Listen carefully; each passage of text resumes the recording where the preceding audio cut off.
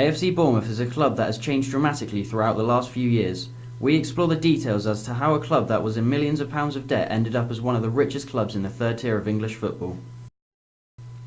It is the club where England international Jermaine Defoe made his name, scoring 10 goals in 10 games.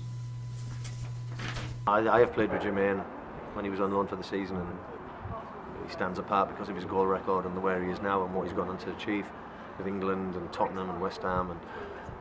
But you know, for players that were here under contract, I think for me, James Hayter. It's a better one, and that's a goal!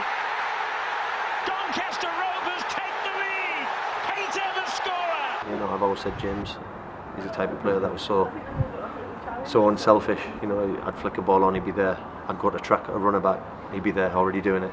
You know, he never ever turned around to me and said, Fletch, you know, will you do this, will you do that for me? He just did it. Despite the on-field success under O'Driscoll, the club then struggled with financial difficulties, eventually entering administration in 2008. It was difficult being a fan of Wolf at the time, because you know, with the financial difficulties they had, you didn't know if in the morning the club would still be there.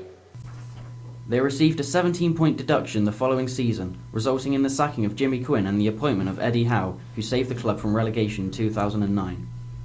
However, the club was still in dire financial trouble. A takeover by a consortium of Jeff Mostyn, Steve Sly, Neil Blake and former Dorchester owner Eddie Mitchell saved the club from liquidation. I don't agree with everything that Eddie Mitchell has done, but to be honest, he saved the club by using his own money, so you know, that's what makes up for any odd decisions he makes.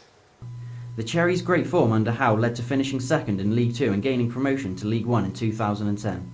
Fans are absolutely superb. I love playing in front of them every week, and it's just a pleasure. I love the football club, and that's the reason I signed my contract, because it's such a great place. And as I've said before, it ticks all the boxes. And like I say, the fans are the 12th man.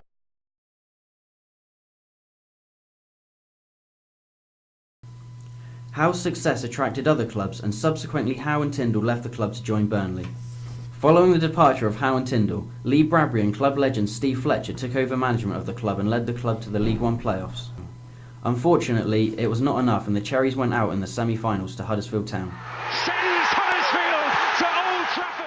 Yeah, I think we've progressed massively. You only have to look around you. Facilities we have at the stadium now, from the training pitches to the restaurant, you know, to the changing rooms, everything's been modified. You know, it is fabulous. It's almost a setup for a championship club. Despite some great moments and huge investment from oil-rich billionaire Maxim Demin, the 11-12 season was largely a disappointment, and Bradbury left the club by mutual consent. Meanwhile, the club's infrastructure continued to improve, with training pitches being built in Kings Park. The only thing missing is a south stand. Yeah, because everybody knows, and the chairman and you know, and Max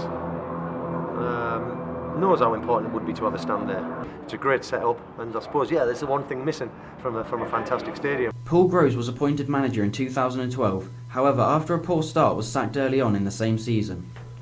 Yeah, I mean, we didn't get off to a great start. We all know we were lounging around the bottom of the league. We had brought a few players into the club, and for whatever reason, you know, it didn't happen to start with. His sacking paved the way for the return of the talisman Eddie Howe, whose returning to the club had resulted in an 18-match unbeaten run from his appointment.